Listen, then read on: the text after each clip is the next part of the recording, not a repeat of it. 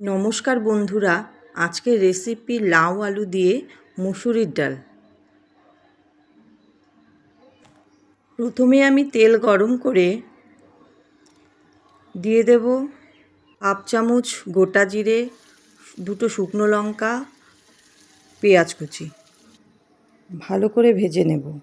দিয়ে দেব কেটে রাখা আলু। দিয়ে দেব 1 চামচ হলুদের গুঁড়ো, হাফ চামচ লঙ্কার গুঁড়ো। এবারে ভালো করে কষিয়ে দিয়ে দেব পরিমাণ মতন লবণ। দিয়ে দেব দুটো কেটে রাখা টমেটো। দিয়ে দেব আদা, রসুন, কাঁচা লঙ্কা বাটা। এবারে ভালো করে কষিয়ে নেব। দিয়ে দেব আগে থেকে কেটে রাখা লাউ। এবারে দিয়ে দেব আগে থেকে ভিজিয়ে রাখা ডাল। দিয়ে দেব 1 চামচ ধনে গুঁড়ো। সব কিছু ভালোভাবে কষিয়ে নেব। এবারে পরিমাণ মতন জল দিয়ে 10 মিনিট ফুটিয়ে নেব।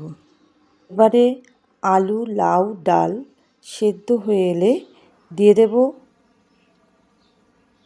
1 চামচ ঘি, হাফ চামচ গরম মশলার গুঁড়ো, শেষে ধনেপাতা কুচি দিয়ে নামিয়ে নেব।